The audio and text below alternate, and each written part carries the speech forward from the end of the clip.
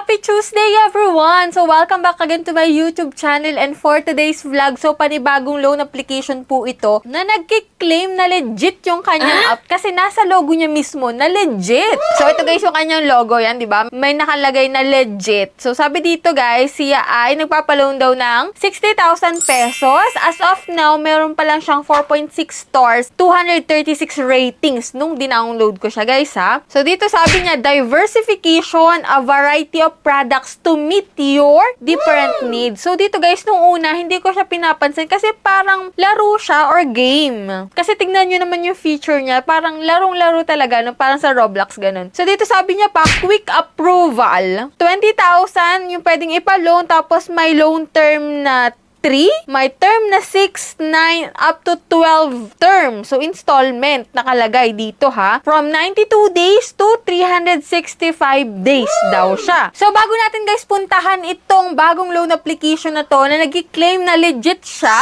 Anyway, ang pangalan pala nito guys is si Instacash Online Loan App. So, under siya guys ng King Cash Lending Corporation. So, bago natin siya puntahan guys, sa mga hindi pa dyan nananalo sa aking pa-Gcash giveaway. So, every Monday po yung aking announcement. 5 lucky winner po yung aking pinipili. And nung Monday nga guys, no, kung hindi mo pa nakikita yung mga nanalo at baka isa ka sa winner, is check mo yung upload ko kahapon nung Monday. And i-claim nyo na po yung prizes nyo sa aking Gmail account. Yan, mag-PPM lang po kayo dyan na kayo ay nanalo. And every last Monday of the month, may isang mananalo ng aking pa-cellphone giveaway. So, na-i-announce ko na rin po yung nanalo sa aking pa-cellphone giveaway. So, congratulations po sa inyong lahat. And for those na hindi pa nananalo dyan, ako, click mo na yung subscribe button, i-like itong video na to, at mag-iwan ka na ng comment dyan sa comment section. Malay mo, next week, ikaw na yung manalo. O, diba? Dito manunood ka lang ng pwede mong utangan online, tapos may chance ka pa na manalo sa aking pa-Gcash at pa-cellphone giveaway. Ayan, wag na nating patagalin pa. Punta na tayo guys kay Instacash na legit daw.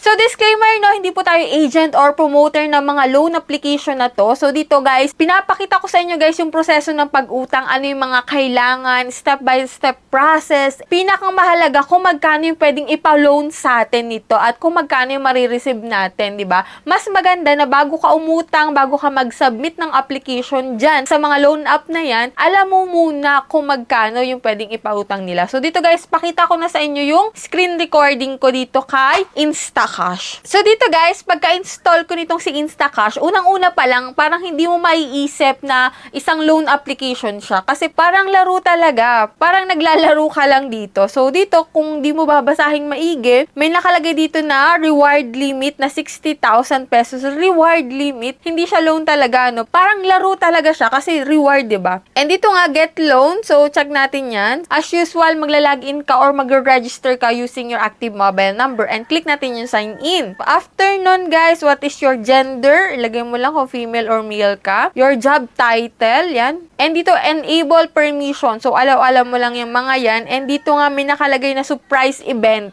Parang talaga sa mga online games, no? So, X ko lang yan, guys. So, dito, after nun, click natin yung get a loan. Kasi hindi naman tayo maglalaro dito. Parang laro talaga siya. So, get a loan tayo, guys. And ito yung mga ID card na available dito guys, no? Driving license, UMID, passport, national ID, TIN, health card, postal ID, PRC, SSS, Pag-ibig, and voters ID. So, pati sa ID ha, parang cartoons yung kanyang feature. So, dito, picturean mo lang yung ID mo guys. Yan, mag-facial recognition dito. And after nun, may fill upan ka pa rin naman talaga. Kaya if ever man na ayaw mong magbigay ng mga personal details mo at magsayang ng oras pag-fill up, nako, panuorin mo tong video na to para ikaw na lang yung mag-iisip at the end of this video kung go ka ritong umutang or hindi. So, dito guys, personal details yung una. Employment details yung pangalawa. So, hindi na dito kailangan guys ng payslip, no? Proceed na tayo dito sa contact details, which is 5 contact number po yung hihingi nila sa'yo. So, isipin mo kung sino yung 5 yon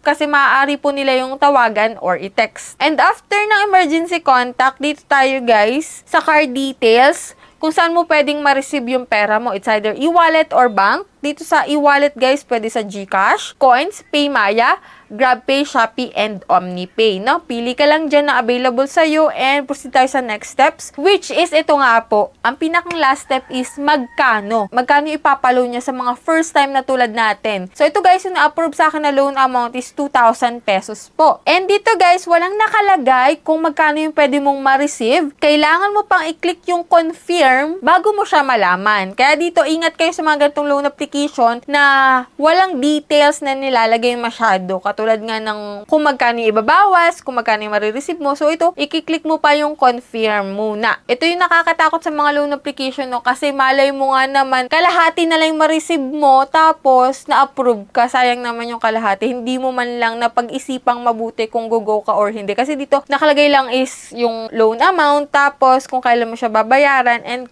ko-confirm mo na. And dito, kinilik ko yung confirm guys, kahit labag sa kalooban ko na mag-click ng confirm kasi hindi mo alam kung ma-approve yan or hindi. Tapos, magsisisi na lang tayo sa huli. So, ito guys nga, dito sa pinakang last nga, nakalagay na service fee is 760 pesos. Walang nakalagay dito kung magkano yung pwede mong ma-receive. Dahil nga, 760 yung service fee, ima-minus yun sa 2,000 pesos malamang. Kaya kulang-kulang 1,240 na lang yung ating marireceive dito sa 2,000 na na-approve sa atin dito kay Instacash. So, dito guys, na lang yung meron dito kay Instacash. Okay ba sa inyo yung 1,240 na marireceive nyo sa 2,000 na loan amount? Tapos, 760 po yung ibabawas na service fee. Okay ba sa inyo yon? So, let me know dyan sa comment section kung anong opinion nyo about dito sa bagong loan application na to. So, sa akin guys, hindi. Kasi 7 days lang, tapos 760 kaagad yung service fee na ibinawas. Sobrang laki na yon